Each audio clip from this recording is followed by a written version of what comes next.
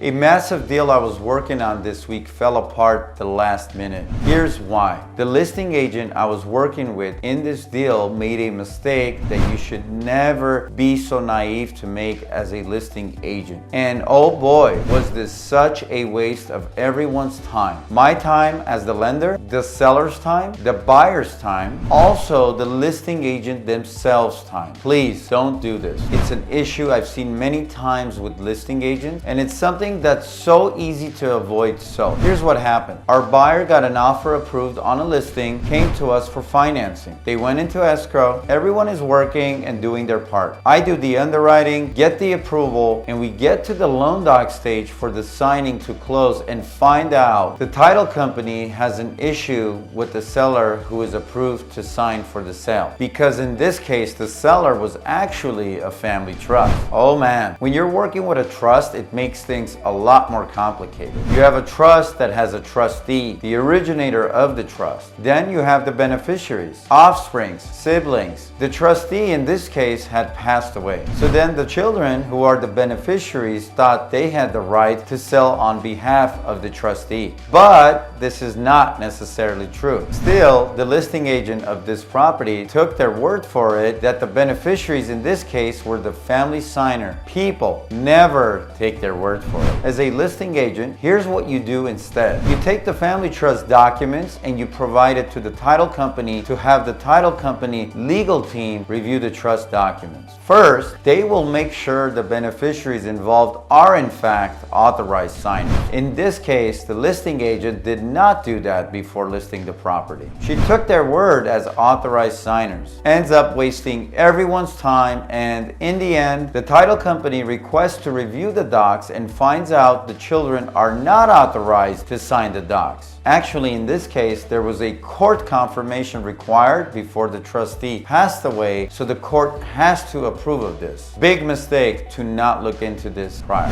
And hey, look, I'm not a title attorney or a title trust attorney. I'm a lender, but also I was a listing agent before. As a listing agent, I'm telling you, the best advice I can give you is always, before you list a property, you need to send the bylaws, the operating agreement to the title company for them to review. Ensure that whoever is behind the guarantee is already approved. And if they're not, well, wouldn't you want to know this up front as a listing agent? Exactly. Remember, this is your time wasted too. This whole situation reminds me of something my elementary school teacher taught me many years ago, and it stuck with me all of this time. The lesson was to never assume. Why? Because assuming makes an out of you and me. Facts. Still relevant now more than ever, especially in this industry when you have big transactions of hundreds of thousands of dollars on the line. So please do your due diligence, engage with the title company before you list the property. Make sure they look at the seller docs, whether it's a family trust, entity, corporation, that they approve them and give the green light that they are an authorized signer. Otherwise, assume and make an ass out of you and me. Not fun. That's all for today. Thanks for watching, guys. This is Sam Trevichin here with Secured Capital Lending. If this video was helpful to you, please like, comment, and subscribe to the channel for more videos.